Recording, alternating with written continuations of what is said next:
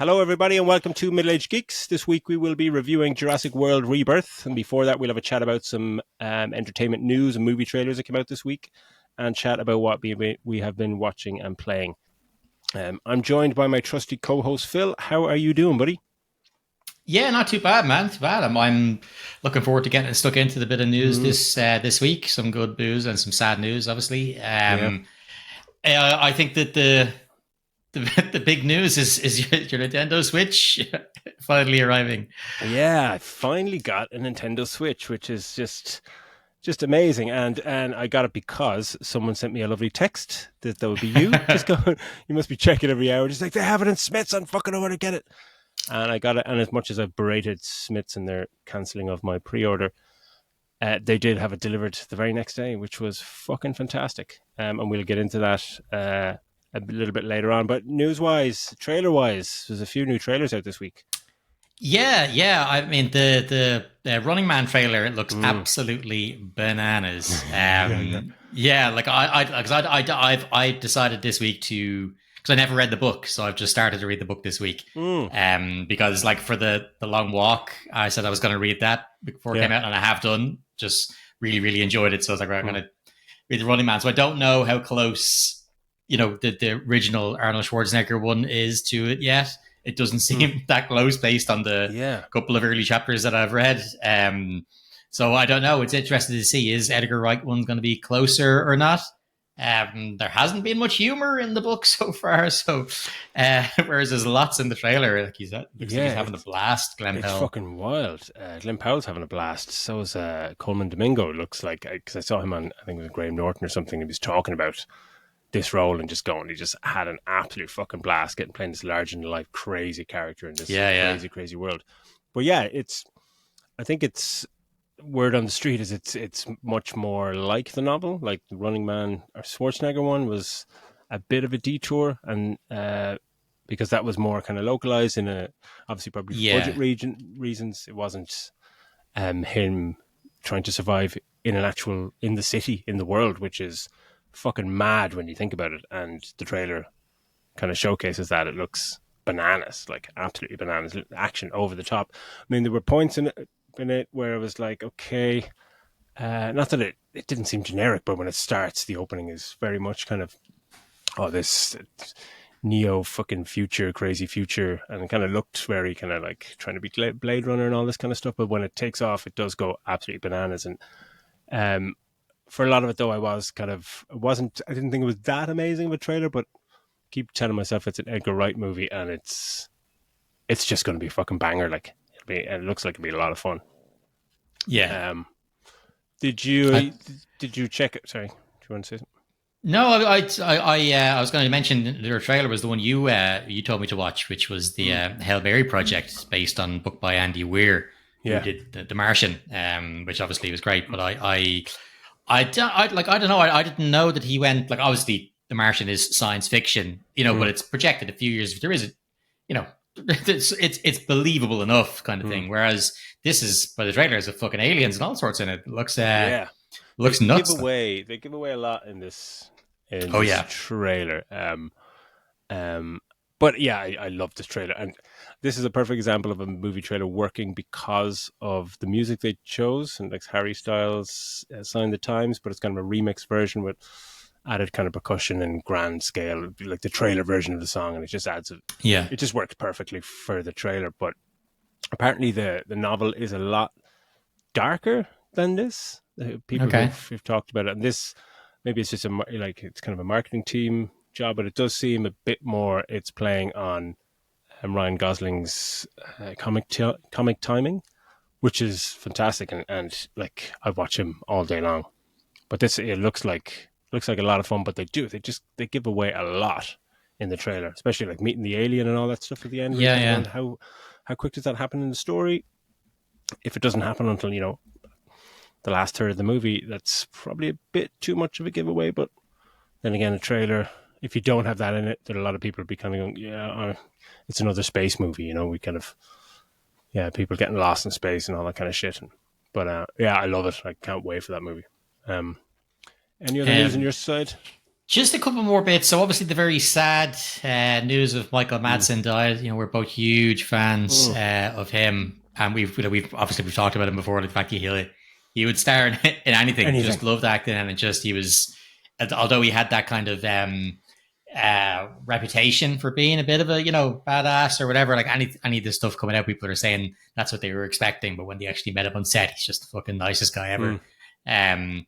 Um, so yeah, like that was really upsetting to see him pass, and then also Julian McMahon as well. People might know from the Nip Tuck or the two Fantastic Four movies. The first one's with Jessica Alba, and that another good actor as well. So it's a shame.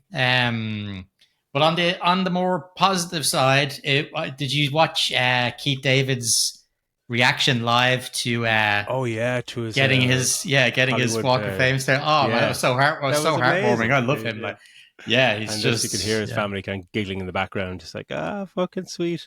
That was really really nice. Brilliant. Yeah, it was really nice. That was. And the only last thing is, and much this probably won't be massive news to everybody, is that Neil Druckmann is stepping away from the Last of Us TV show. I think that was always going to happen because to work on the new game. So yeah. So I don't know if it's a big thing of him. Oh, it's big news. He's stepping down. I think he was probably always going to step down as being showrunner just because of the fact that there's so much going on at Naughty Dog. I guess because like games development and making these games and running Naughty Dog that's his day job, and he transferred over into the realm of TV, and obviously overseeing the first season was great, and it's just people are picking up on this a lot more because the second season was a bit divisive with fans and all that kind of stuff. And suddenly it's just like, oh, he's stepping away, as if that's a bad thing, but it makes perfect sense that they've kind of caught up almost to the games, let's say, and he's just kind of gone, okay, let Craig Mazin, who's like a fantastic filmmaker himself, let him take the reins. And I don't think it's that much of a thing, but it is kind of strange. Like, yeah, but anyway. Yeah, I wasn't surprised. Now, I wouldn't be surprised if it was planned all along. But yeah, that's the only news I had. What about yourself? Some gaming news. The Switch 2 is now the fastest selling console of all time. Just in time for me getting one. Yeah, it sold 5 million units in its first month, which is fucking ridiculous. Like the PS5 took 2.5 months to hit 5 million. I do think Nintendo shot that down, though, that number. I think there was because I saw 5 million everywhere as well. But I think Nintendo might have poured cold water on it. I have to look into it, but but I know it's definitely their fastest selling console. Which is great, because it's, for some people are saying no, it's not enough of an upgrade. It's a big upgrade. It really is. And the fact that they launch it with a terrible launch lineup. And the UI is all the same as the previous one, all this stuff. They do everything kind of wrong and still do everything right because everyone just wants one and they sell by the fucking bucket loads. But it's it's amazing that they've sold that many because there's kind of fuck all games for it, which is incredible. That's on good news, but then on bad news, we're like, it's been a while since we talked about people getting laid off in the games industry, but Microsoft laid off 9,000 more people, impacting about 4% of the company's entire workforce, and that takes their 2025. In 2025 alone, they've laid off like about 15,000 people, and that impacts the games aspect of the Xbox division even more so. Like, and Phil Spencer, the head of Microsoft Games, said, like, keeps in the last couple of weeks, is I said, Xbox, we're doing great. We've never been stronger. And they always say these things just when. At the same time, with firing all these fucking people. My bank account has never been higher, guys. Like, everything's going great now. I'm so rich. It's just Microsoft, like, there's so much fucking money. But he said, like, it's we've never looked stronger because that's because tough decisions have been made, and a number of these tough decisions relate to gaming and shutting down companies like the Perfect Dark game that's been in development for like 4 or 5 years. We got like a kind of a tech demo of it at last year's I think Game Awards, and the initiative, the company doing that, were just shut down and Perfect Dark's cancelled. And then Rare, beloved Rare, the fucking developers I love, who after when they left Nintendo and went to Microsoft have just been shat on. They had another game, Everwild, and that's been cancelled. The team turned 10, the team behind Forza Motorsport, fucking their flagship franchise. They've laid off 50% of the workforce, like half the fucking staff. And it's just like, fucking yeah. I'm very, very close to just being done with Xbox. If it wasn't for Game Pass, I wouldn't fucking have one of their consoles. It's just shocking what they're doing because they're minted. You know what I mean? They're absolutely minted. Yeah, load of fucking bollocks. Fuck you, Microsoft. Anyway, so with that out of the way, let's get stuck into what we've been watching and playing. We've been playing the same thing. Yeah. Yeah. I've been really mostly playing. Like only new thing I watched was Bring Her Back. Because like I said, that it came out in the States in fucking May or whatever. So we're not getting it until August. So I was like, fuck that, I'm not waiting until next month to watch it. So I watched that streaming. I don't think it'd be one you'd be into. Like it's not that it's scary.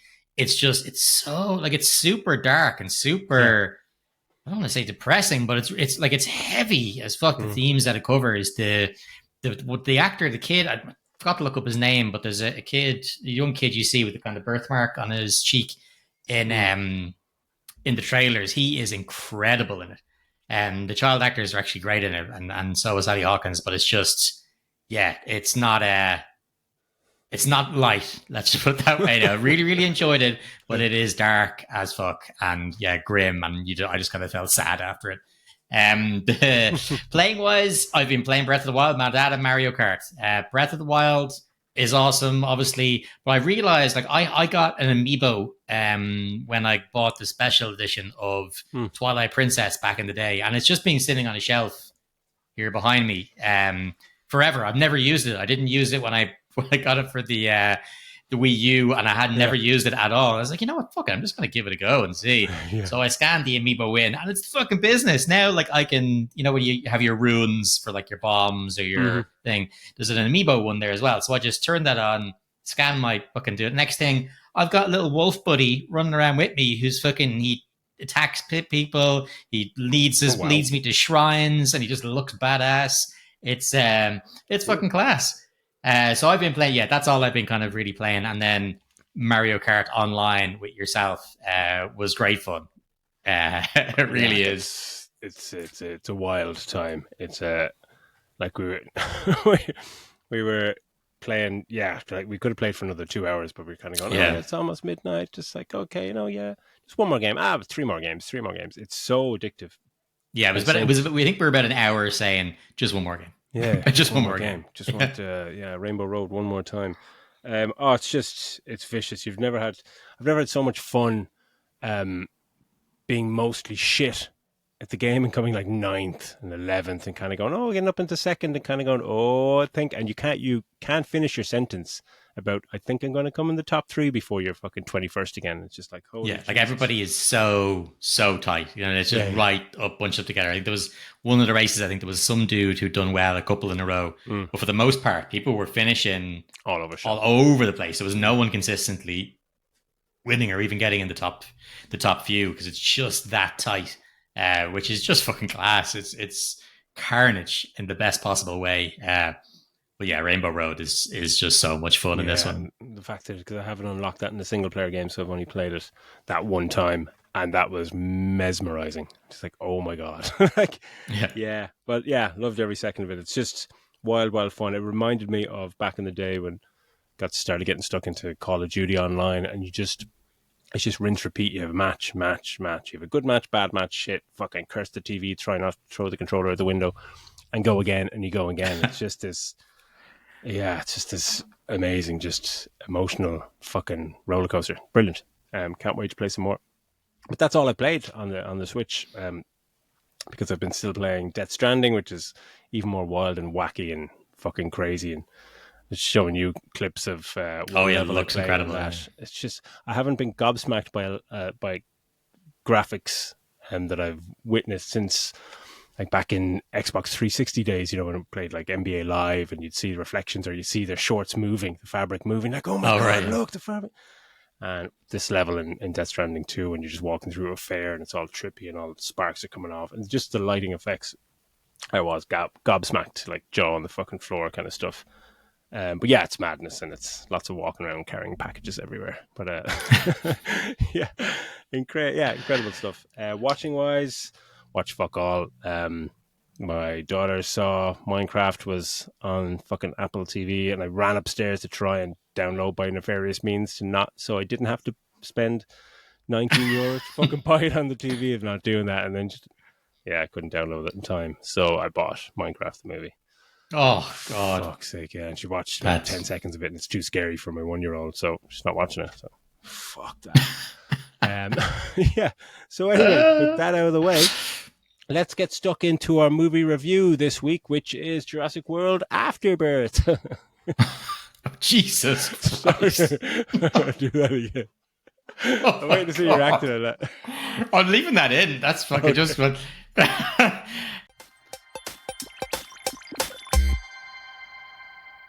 Yes, thank you very much, Daz. It's Jurassic World Rebirth. This week's one is the 7th movie in the Jurassic franchise. I think it's the fifth? The fourth one that's a world. Is it Jurassic World? Yeah.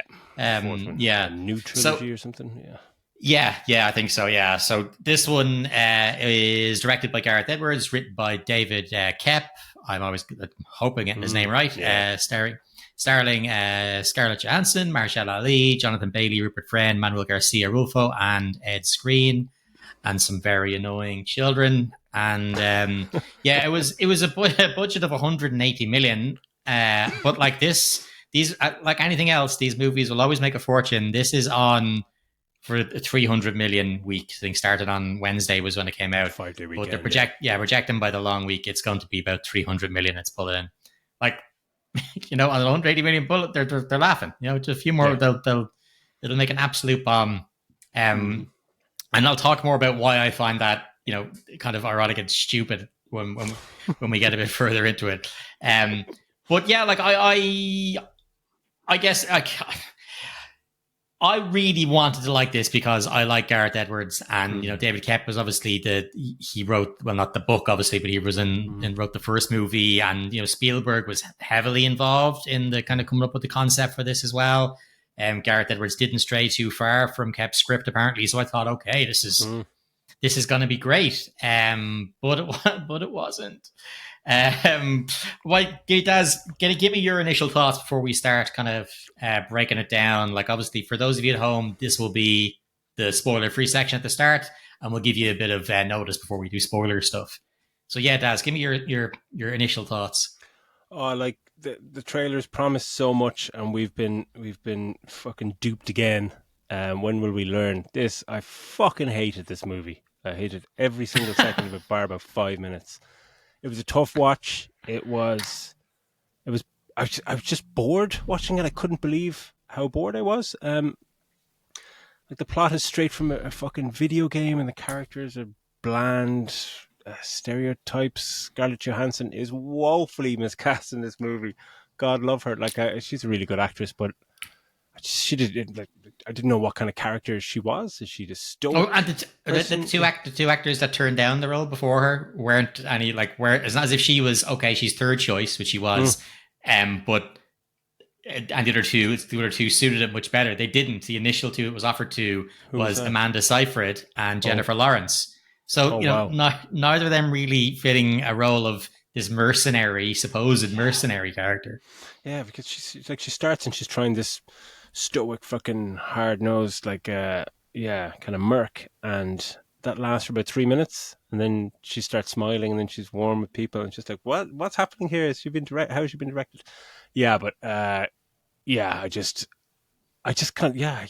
Maybe hated is a fucking strong word, because I just saw it about 3 hours ago, but like the idea of the story is just, because we had talked about this, about Spielberg being involved, and David Koepp wrote screenplay for the first one. You're like, oh yeah, but obviously he was adapting fucking an amazing novel by Michael Crichton, and so he took something that was good and he made something really good. And this it seems like he's taken nothing, no source material, and he just made shit.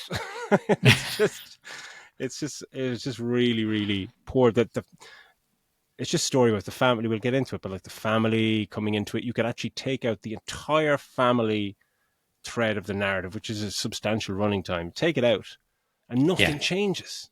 Nothing changes. People make stupid decisions.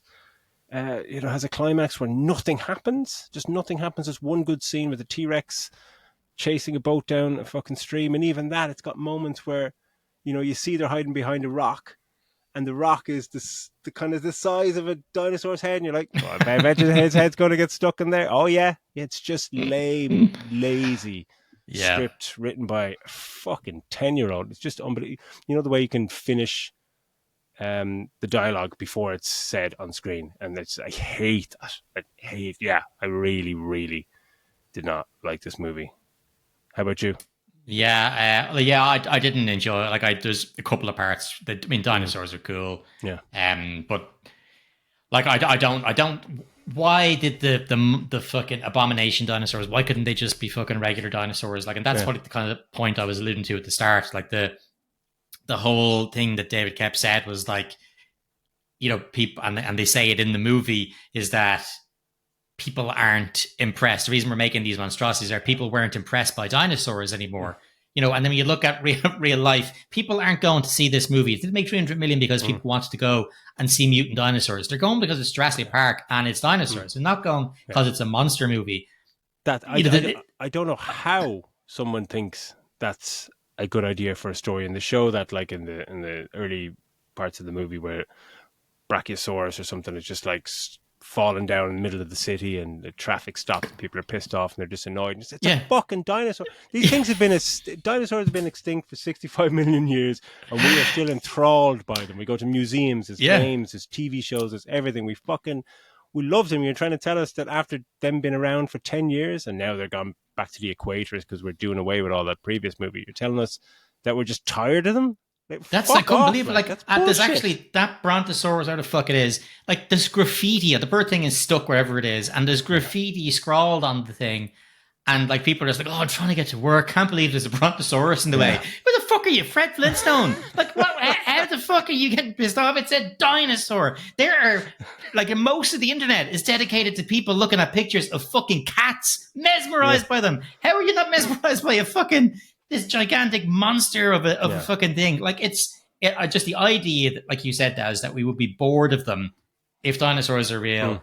You are fucking off your rocker. People are going to Disney World for the last fucking 100 years to go on the same goddamn rides because they find them super exciting. And they charge through the nose. If you could go into fucking city center and see an actual fucking dinosaur, of course people would go. It's mad to think that it was such hard times. People really got so fed up so quickly that we had to create, like, Rancor Monster and fucking these other hybrid, those weird flying things with the big throats. Because they kind of tried to touch on that in the first Jurassic World one, didn't they? When they're kind of going, the tour sales, of the park and all that are dwindling down. That's why, we need to fucking create these new abominations, which still they don't work. It's just like, we've got a Dominus Rex or a D-Rex or whatever the fuck it's called in this movie. And just like, we don't care. I know they want bigger and badder things, and a T-Rex is still imposing. I know a T-Rex is only it's like fucking 12 or 14 feet tall. It's not a big giant Godzilla or whatever, but it's fucking terrifying. It's cool. It's terrifying. You love it, but it'll fucking eat you alive. And that's the beautiful thing about it. And as you said to me after, I think you had seen it, you said that the monster in this is kind of cool design or whatever, but it just doesn't belong. It doesn't work in a scene that's a Jurassic Park, Jurassic World movie, because it just doesn't look like a dinosaur. It looks like a monster. And it's weird. I want Jurassic World movies to be more like monster movies, more terrifying, and we'll get into that, the tonal fucking irregularities in this. But I wanted a monster movie with dinosaurs, not a dinosaur movie, a joyful dinosaur movie with weird fucking monsters. It just doesn't work, and that central conceit of us being bored with dinosaurs doesn't work, and it's all there to retcon the previous Jurassic World movies. Like, Like that last one, And Dominion, that's with it. the whole fucking, you see a T-Rex chilling out with a fucking elephant or a rhino, and you're kind of going, ooh, wow, what's this? And they just retcon the whole thing. Actually, no, they can't breathe the air, and insects are pissing them off, so all the dinosaurs are fucked off to the equator, and just like, oh, fuck off, will you? And I'd say they tell us that like I think 3 times in the opening fucking 10 minutes we're told about that they only live at the equator. They only live at the equator. Like there's fucking said in the news. 2 different people say that. Did you Yeah, hear? we know. You've already said it. Like, yeah, like it is literally within the first 10 minutes we hear from 3 different people about them being in the equator. It's like, yeah, we get it. Like, well, let's because you mentioned Scarlett Johansson. Let's stick on the cast.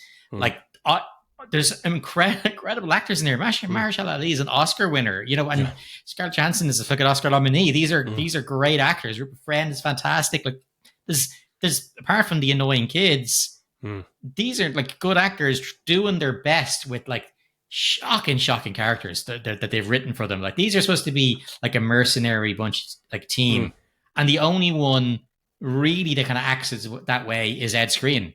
Yeah. You know, he's the only one that acts like he'd be part of Arnold Schwarzenegger's team in Predator. You know, that kind of thing. Over the top, kind of like Merc, and you're kind of going, okay, like he's completely over the top, and you're kind of going, you're going to die within seconds, but you're going with it, and you're going, okay, a bit more like that. It's just that makes sense, you know. Whereas she is just sweetness and light. She's funny. She's cracking jokes. She's making sure everybody's okay. It's like, hang on a second, aren't you supposed to be the badass here to keep everybody fucking safe? Like safe, as in by fucking having guns and fucking all sorts of shit. Like it, like her character arc.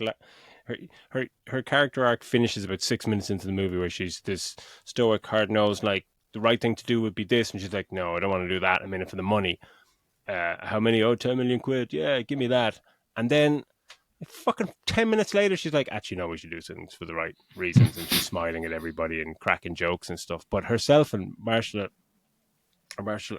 Ali, I always get his name fucking wrong, but they have a scene, like you talk about exposition, but their scene when they sit down, they haven't seen each other in 10 years or whatever, or they sit down in the boat, and it's just, it's the most, they're trying to give some character depth, they're trying to give emotional weight to these characters and their history and a little bit of exposition, and you've got these fucking Oscar nominated and Oscar winning actors in this thing, and it's one of the worst scenes I've ever seen in my life, and it deals with death and divorce and all this, and it's just like, that's the horrible, isn't that the horrible thing about it, is that there's actually between the two actors, you feel the chemistry, like these are both good actors, so you can feel the chemistry, but yet they have to talk, like this dialogue is shocking, and it's just, as you said, it's painfully written that you're just like, oh my god, how are you wasting what you have here on set? Like it's bizarre. It's just like they're ticking bullet points, just like, oh, I heard your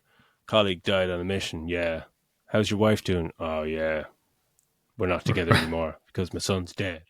It's like, okay, so, and then 2 seconds later they'll smile at each other and go, look at us, bunch of fools. And you're just going, what's the tone of this? Is it heavy? Is it sad? Is this going to play any point to the movie at any stage? No, someone's got, like, it's just writing 101. It's just like, I just can't get over it. Just like, oh, give them some weight and history and make us care about their, like, they never, like, I know that thing with Marshall Ali is to give some weight to him and his relationship, maybe with one of the kids or something later on, that he saves a kid. You think that's where it's going, and it doesn't really play a point at all. It was a horrible scene, and that's what I knew. Like, I'd say by that scene, I knew this was a train wreck. But like I don't know how much we'll get into the Snickers wrapper. If you haven't seen the movie, just stay around anyway. There's a scene involving a Snickers wrapper that leads. It's essentially Final Destination. Like, it's essentially something that happened in Final Destination.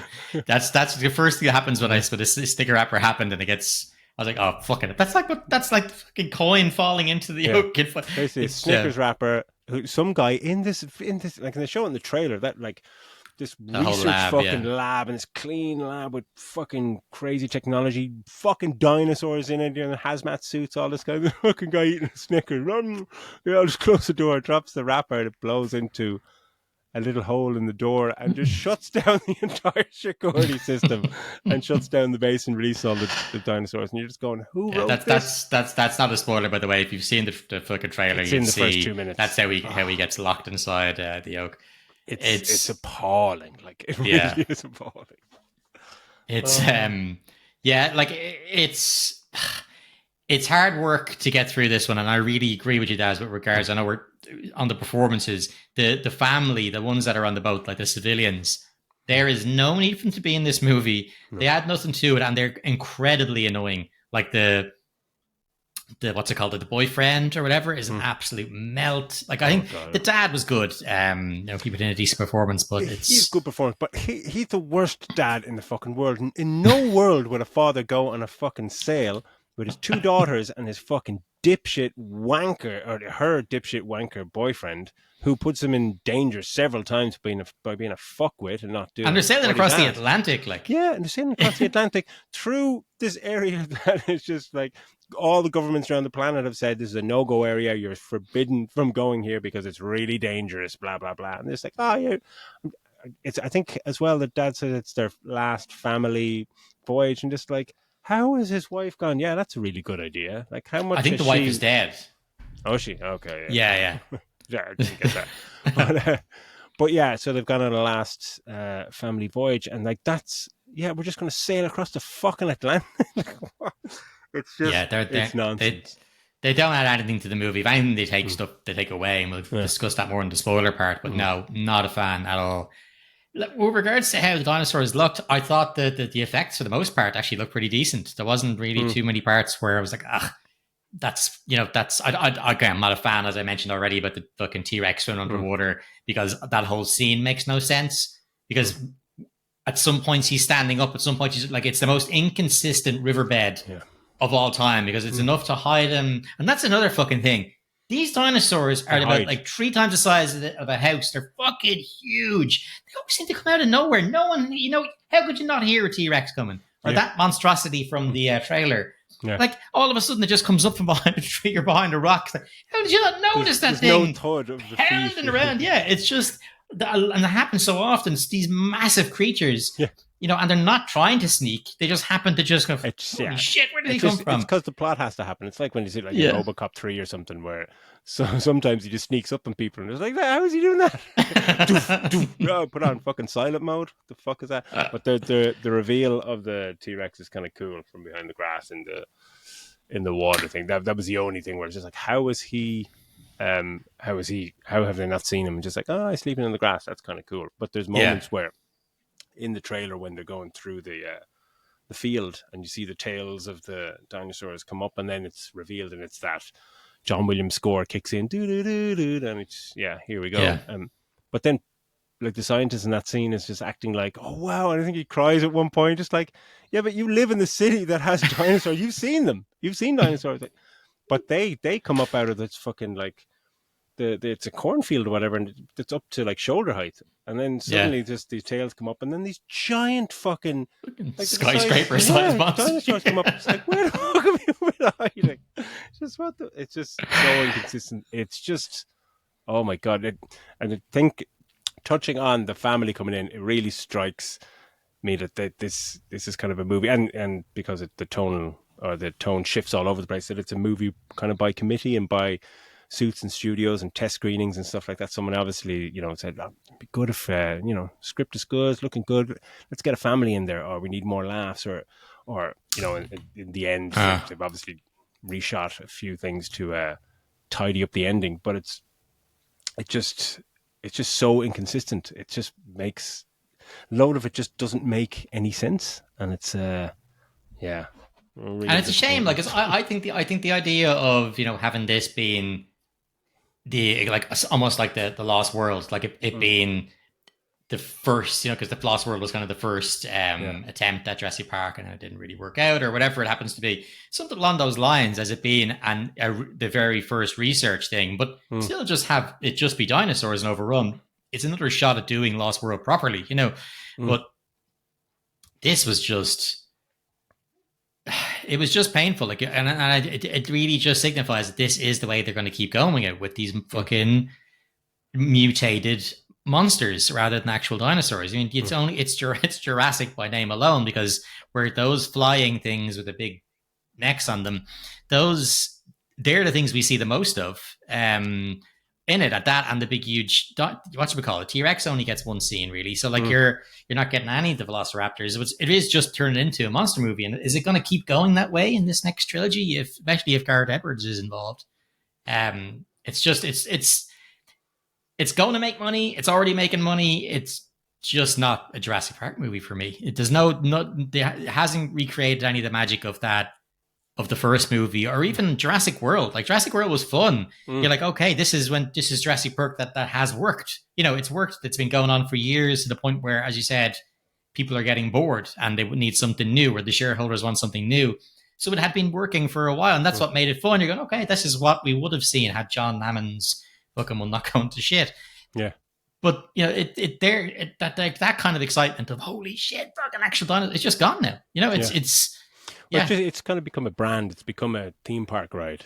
Even in this, like the little kid. I don't know if it's in the trailer, but the little kid there's a little dinosaur that she befriends, and you know, why the fuck is that in? Why is that in the movie? Oh, it's to sell a toy or do this and that, and it just makes no sense that like Jurassic World was a bit of fun, but Jurassic Park, there hasn't been a great Jurassic Park movie in 3 decades now. You know what I mean? Yeah. Like Last World was, you know, you're riding on the back of Jurassic Park and kind of going, oh yeah, you know, you come out of it and it's almost like a Matrix Reloaded vibe, where you're just like, oh yeah, no, I think that was good, and then upon reflection, it's kind of like, actually, no, I don't think that was quite good, and then the rest of them were just shit. But Jurassic Park was exciting, intelligent, and imaginative, and had cool fucking dialogue. Like, there's nothing like the dialogue with John Hammond and Malcolm about, you know, you never thought about whether you should do it, and you know, there was nothing. There was jaw dropping moments, and that's quite a good. That's quite a good app. It's quite an apt line for this movie. You were too preoccupied, and should you make it? You know, and the answer is, after watching this, is a resounding no. And I'm sure they don't care. They're looking at their bank accounts, but it's just, this is a miss for me. Like, the music was fine. You know, I didn't really there was nothing stand out really wise. The score, I thought the music was fucking atrocious, man. Really? I didn't know. I was fine with it. I mean, because you've got we got the Jurassic Park theme, and Jurassic Park theme comes on, but it's like there's so much like that. It was the first time it came on. I'm just like, oh, fucking stop! You don't deserve to use this fucking music. Like, you just try. It's elevating a scene, but fuck off! Like, it doesn't. There's not that wonder of like, oh look, we're seeing dinosaurs, and like that is one good thing about that scene in like cornfield, when those dinosaurs, you know, come out of hiding in the field. Yeah, they're like essentially dinosaurs are gophers in this movie. They just pop out of the ground and they're fucking gigantic. Yeah, but like I loved that, where Gareth Edwards, like, there are moments when his directorial style comes into play, and it's for about 5 minutes in the movie, and this is one of those sequences where it shows his work with Godzilla, where you get that sense of scale. The camera is down on the shoulder of the actors, and you see the reveal, and the music works, and it's like, oh, this is brilliant. You have that scale, and then they just go one more, and then they cut to an aerial shot of them, and you just lose all the wonder, because I've seen that shot before of all them, you know, big wide landscape shot of loads of dinosaurs. But some other times this music comes in, it didn't suit the scene. It wasn't even it didn't even sound like a Jurassic Park score. It just came in, and it was, to me, it was a little bit alarming. When I'm just going, that music just doesn't work here. I didn't feel that way at all now. No, for me, I felt wow. No, I felt it was just serviceable. I mean, obviously I love the Jurassic Park theme. But I found it fine. I wasn't really, there's nothing, it didn't take me out of it for sure. I threw my phone at the screen. Fuck this shit. What about, so, I mean, do you think 180 million is a fair budget for this, given how, I mean, the locations were obviously, they didn't shoot in South America this time, so it was shot in, I think, of like, I think maybe in Malaysia, and obviously the UK and in the States, and Malta, I think, as well. Do you think it's money well spent? Do you think it looked well?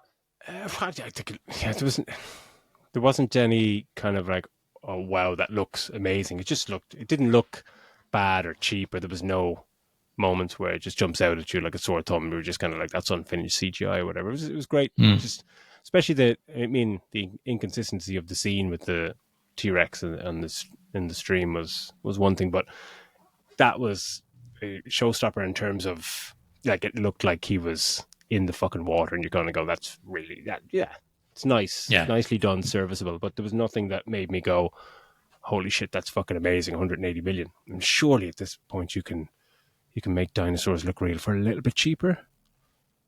Yeah, well, yeah, the rest, the Tyrannosaurus one is probably the most impressive looking for me. Like it's you're not really getting to see that monstrosity one in the daylight. It turns up to two scenes. Yeah, so this one being in the daylight and in water, and it waking up and everything, like you really feel it there. Like that does look the business, and it's just it's totally inconsistent with how deep water is along this fucking riverbed. It's just that it can only stand up to its ankles at some points, but other points it can be completely submerged. Yeah. It's a bit weird. But look. I mean, I think overall, pacing wise, it's not that it drags particularly at any point, like, but it's just what's happening isn't fucking interesting. No. You know, it's not a point where I'm going to go on board. I need to get on to. A little bit. It's kind of okay. Well, hopefully we're going to see a fucking another dinosaur soon because this needs something. Yeah. But as a whole, like they get from point A to point B because it's such a simple dumbass premise and that we've seen before. So you know, there's not really too many ways you can stumble along the way to this fucking. You know, when the thing is that easy. You know, we know that they're trying to go in to get something. We know it's not going to fucking work out the way they want. That's it. Like, it's just but they still make stupid decisions after they're both crashes and stuff, and they go, okay, we've got no weapons of any kind. Let's go in and try and get these 3 fucking samples from these 3. And it's so video gamey. It's just like, oh my God, you need to get the 3 samples. 1 airborne, 1 sea, and 1 fucking... Yeah. I was like, please don't do it. Fucking, yeah. Please don't tell me they're all fucking land, sea, and air. Why? Why wouldn't all 3 of them be on land? Like it's just so lame. It's just unbelievably lame. Yeah. I'm not really sure there's anything else we can talk about that without spoiling. What do you think? Yeah, no, just on Gareth Edwards, I think I love him as a director. I love, and a lot of the time, just going like, you're so talented. What the fuck is this? And a lot of people say behind the scenes that he doesn't really have any studio sway and kind of does what he's told. Kind of, he's very liked by studios. And this just like, surely there's a different movie he wanted to make. Like this just. Yeah, I don't know. Really like comes across as ticking boxes of like. Well, he was very close to it. He was very close to David Koepp's script. So there wasn't much. You can change it a couple of scenes. I think like the one in the where your man gets the Jeep and stuff like that. I think he changed those a little bit, but for the most part, yeah, he did stick to script. So I'm not sure if you can blame him for a lot of things, but I don't know if you can blame him for the story anyway. No, yeah, it's very disappointing. What would you give it star-wise, do you think? 2.5 maybe. Like it's just because I know you're going to go lower, but I just because I like dinosaurs. Dinosaurs are cool, man. And I like Mahershala Ali, like Scarlett Johansson, like Rupert Friend. Maybe a 2. Maybe 2. I'll go to 2 instead. Like I do like those actors, and I love fucking dinosaurs. They look fucking awesome. But everything else, like this, the story is shit. Those extra lumps in there with that family and stuff that isn't needed. It's just bulking out something that could have been much more streamlined. It's such a bummer because I was really hoping with David Koepp, with Spielberg's involvement, with Gareth Edwards directing, I was like, okay, we're on to a winner here. But I think seeing that monstrosity thing in the trailer the first time was like, that was the warning sign of this isn't. It's kind of the same old. It's like this whole thing. Oh, it's a rebirth. What the fuck is Rebirth talking about? Is it you're rebirthing the franchise? It's the same old shit, and it's like it's a tough, painful watch. I wish they had just done things differently. If they really committed to Scarlett Johansson just being a badass and make her be an asshole or something, just do something interesting like that. And there's just so many silly decisions. The story's rubbish. The dinosaurs are kind of cool, but then they're under service. You don't get any velociraptors. The T-Rex is in one scene. There's far too many characters, and they're all just kind of painful to watch. Even characters we love, they're just you're kind of going, oh God, you're stuck with this shite. Like, do you really need a new house in Malibu or something? You're just taking on this fucking thing. Yeah, I thought it was very, very painful because it could have been, and from the trailers, well, the first trailer especially, you're kind of going, okay, Gareth Edwards, here we go. Maybe he's going to get give it a different vibe and maybe a return to form. But now it's kind of like there is no return to form. This is the form. You know, there's been one good one and five shit ones and one kind of fun one. And I thought this would be the start of a new trilogy, a kind of a fun one.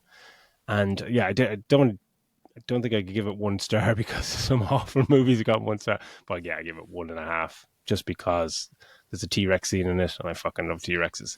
But everything else I thought was just piss poor. Absolutely piss poor. Damn Huge shame. Disappointment, yeah. Yeah. Because you think you're going to be at least entertained during this, and I was bored for most of it. Yeah. Feel bad for Scarlett Johansson as well because she's been a huge fan. She's been trying to get into one for years, into one of these movies, and she finally gets into one, albeit third choice. She finally gets into the movie, and it ends up being a shit character and a stinker of a movie. But yeah, so that's 2.5 for me, and 1.5 from Daz. See it at your peril. If you're into it, you might want to complete the set. You've already seen the first 6, why not? But no, it's not a good movie. So why don't we move on then to just some spoiler stuff, Daz, before we finish up? Yeah. That family, right, and the whole fucking boat, the whole lot of it, I don't get. Like, first, obviously, I don't get why they were in there. But like, their whole what was the reason to bring them in? Like his character arc of the boyfriend kind of changes the whole time. Like, he mentions to him, "Oh, my daughter thinks very highly of your things." And he says, "Oh, she doesn't know the real me," or something like that. Or his dad is like, "Oh, I'm finally seeing the real you," and it's like, "Oh, I'm glad she doesn't." Because I was like, "Oh, was he hiding his secret? Is he turn out he was in a fucking gang? Is he kill people?" Yeah. No, we don't get that more of it. He's just a fucking dumbass that stuff keeps working out for. Like that, any real father would have fucking knocked that dickhead out in a second. Oh yeah, I hated him from the minute. Like when he get in the boat and he gets, he was like, "Would you mind taking it's your watch. It's your watch on the wheel?" He's like, "Oh no, I'm wrecked. I'm just like you'd a bit tired." That fucker overboard. It's just like, like you're in the middle of the Atlantic Ocean again. Why that scenario just wouldn't happen anyway. It's just not real people. It's not real family. It's not real dad. That just and not only that, like there's a whole warning, where the world are all staying away from this thing. It's all strict rules. That's why they have to. That's why you have to get mercenaries to get in there. So it's not just as dangerous as it normally is to fucking sail across the Atlantic with only one experienced sailor on it. To add in the fact that there's fucking dinosaurs everywhere under the water and in the air, it's. But then, I don't get that because his character arc, like you're kind of going, okay, are they setting it up where they're going to become buddies or save each other? The boyfriend and the dad will do something, and you're just like, oh, I don't really want to watch that. But then when she falls overboard, he dives in after her, and then straight away that's his arc. Oh, no, he's a good guy. But then they have that scene when they get into the cave, and they're all conveniently sleeping at different times, just like everyone falls asleep straight away, and the daughter then has the moment where she finds little dinosaur, but then she falls asleep, and then the father wakes up and the boyfriend wake up, and it's their turn to talk about things, and it's just like, oh, and they're all sleeping right beside each other. It's like, oh, fuck off. And actually at that, right, they really hammer home the daughter who falls off the ship, because they're tracking along that big Mosasaurus or whatever it's called in the water, and the daughter falls off. Now, Rupert Grint has a chance. Not Rupert Grint. What's his name? Rupert Friend has a chance. He couldn't have saved her. No, but she's fallen off. Now he doesn't. But you only see his face. He kind of goes like he's thinking about whether he should or not, and he's probably not going to, but he's not sure. And then she falls off. But she's acting as if she's pushed, and there's this big whole thing with him hiding it and da. And they keep going back to it as if like, did you have chances? Did you? I'm just acting as if he tried to kill her. She keeps saying he tried to kill me. He tried to kill me. And that's the thing, because she, this has happened. She's fallen in, and he's kind of like, oh, maybe I shouldn't save her or whatever. I still think like she's hanging off the side of a boat that's fucking capsizing, and the dinosaurs in the water. It's just like, I don't think he had a chance to save her anyway. But he did think about not saving her. But then they get split up into their two storylines. So she's off there and telling her dad all about this. But Scarlett Johansson, just goes up to him and just goes, "What happened in there? Like she fell overboard when you were in the room. Did you have a chance to save her and stuff?" And it's just like that would never happen. No one would ask No that. Yeah. reason to ask that ever. Because it was fucking mayhem. There was a gigantic, massive dinosaur, which is like an overgrown fish crocodile thing, fucking, which is like 10 times the length of the boat, knocked everybody off. Like, no one had any idea what was fucking going on. It's just what's gas so as well, hard. but that big, huge mosasaur thing is going along, and it's bumping the boat. They're all over the place. It's the reason they get shipwrecked. They have to go in towards land to get away from it. But at the start, and this is the same way as the other ones, once they get the sample from it, for a while it just swims off. Like it's been banging the ship, then they get their little sample, which they manage to catch, the little parachute that comes out of it. Yeah. And the thing leaves them alone, gives them enough time for that thing to go in the air, for them to go ahead and catch it. Then it goes, you ready to go? Okay, let's go. Yeah. And then starts fucking chasing them again. It's just, oh, come on, man. But they keep saying that where they're just like when because obviously the plot needs to happen and they need to get rid of the boat. So just like, okay, we need to get into shallow water because they can't follow us in shallow water. And then, but all the dinosaurs still follow them into shallow water. I think it's the big one can follow them in. Okay, and all the small ones Spinosaurus or whatever they're called follow them in. Yeah, and he still just like he just fucking smashes the ship just straight away, full throttle onto the fucking beach into the rocks, and you're just going, why is this happening? Why is everyone jumping off the fucking boat into the water? If you get into shallow water, why don't you just stay in the fucking boat? The family, like the daughter falls in, so everyone, the rest of them just go, oh, well, we have to jump into the water because she fell in and we have to find her. And she's like, but she fell miles back there. And they both all reconvene in the same cave, and it's not even coincidence. It's nonsense. Oh yeah, it's like the convenience level. Like they're walking along, they have to think of a way where Rupert Friend can get the upper hand, because how is he going to take down these mercenaries? All their guns ended up getting drowned underwater. He's walking along and he spots dog tags, and he's like, "What the hell are they for?" He's just washing his hands in a stream, in a lake. Yeah, and he looks up and he sees there's a helicopter has crashed. The pilot is hanging out, and by the end of the pilot's hand is a gun. So he's hanging out, literally trying to hand the gun basically to Rupert, like, here, take it. And so he grabs a gun from this skeleton, and that's how he ends up having been able to get the upper hand. It's like, come on. Like, surely he could have found an armory somewhere or something where he stumbles across something and keeps stum, or he robbed a gun while he was on the boat or something along those lines. But this is literally a dude reaching down, hanging out of a helicopter to give him a gun. It's appalling writing. It's just like, oh, we need to insert something. How will we get him a gun? I've got an idea. And just everyone went, yeah, that's a great idea, David. Well done. That was fucking ridiculous. But like with regards to the ending and this, I don't know what the fucking dinosaur is called. What is it? Is it I'm not even giving it a name, just Monstrosity fucking thing. It's in the trailers and it's in the start of the movie, and it's like whatever. And it turns up at 5 minutes to go, and it's like you're told again, oh, it's attracted to light, and it's just retreading the same old shit that they've done. They did this 30 years ago, Malcolm and the fucking red flare, and that was like riveting fucking cinema. This one, we got to the point as an audience, just like, okay, if it's attracted to that, just fuck the flare somewhere. Throw it away and get on the boat. All you have to do is go 10 feet over here to get on a boat with your friends and flee and save yourself. But no, and did you think he was going to die? Of course. Did he think he was going to die? No, I actually didn't think he was going to die, because really just mostly it was just the bad. Yeah, well, it was kind of the main bad guy dies. And then the kind of, I was surprised Ed Skrein died so quickly. Yeah, but I figured he was going to die. The French cook, 100%. He doesn't speak English. They give him fuck all lines. Like, he was 100% dying. Yeah.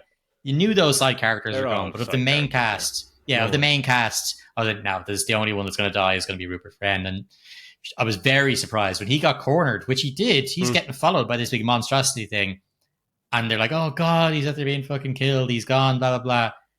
And then when he turns up, but we don't get any explanation as to how he managed to get away from that thing.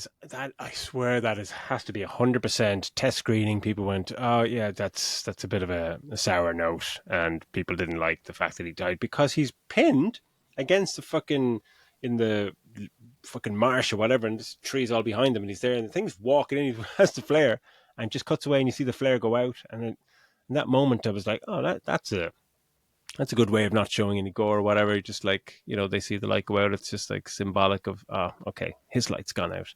But then straight away you're going, this the way the movie's gone. There's no fucking Yeah. way he's going to come back. And I was waiting for it, just like that's how fucking unengaged I was with this movie. I was just watching it, going, I bet you he's just going to appear somewhere because he's been rewritten and it's been reshot, and there'll be no explanation to how the fuck he got away from that giant thing. Like, and there's none, and it's just fuck off. And that little girl has now taken that little baby dinosaur off to fucking suffocate and die in her world because they die. Like, what the fuck is that all about? Oh God Almighty. Yeah, it's only because they didn't want to have that thing dying because they want to sell their toys. That she gets to hang on to it and have in her little backpack, and that's what will be sold to kids. Oh, look at Dolores the dinosaur. That's the kind of the kind of happy moments where they go, oh, here's a little cutie dinosaur. That's where the tonal shit is all over the place, because like sometimes like one of the extra characters will die, and they're like, Jesus Christ, and then 2 seconds later, they're all kind of looking at each other and like, almost like smiling, like, this is fun, isn't it? We're in a fun movie. And just like, but it's dinosaurs and people are dying. Like, choose a tone. Choose where this is going. It's just make it a fucking serious monster movie or not. Yeah. It's piss poor, and I thought maybe there might be something, post credits or something to set up or make the ending in some way better. But no, there's nothing. It just ends terribly, and that's it. Like it's a bummer. I'm glad it's over. But have you any more beefs before we finish it up? No, I just hope there's not another one. I just hope if it makes $1 billion, oh God, and it will. But yeah. Well, that's it. That's Jurassic World Afterbirth, as Daz put it. Thanks, Phil, for taking us through that abomination of a movie. Hopefully next week we will be a little more pleased with our movie review with Superman flying into our screens. But so that's an end to this week's episode. Thanks everyone for sharing and liking, subscribing, and all of the above. And we will catch you on the next one, and we'll have capes on. See you later. Take it easy.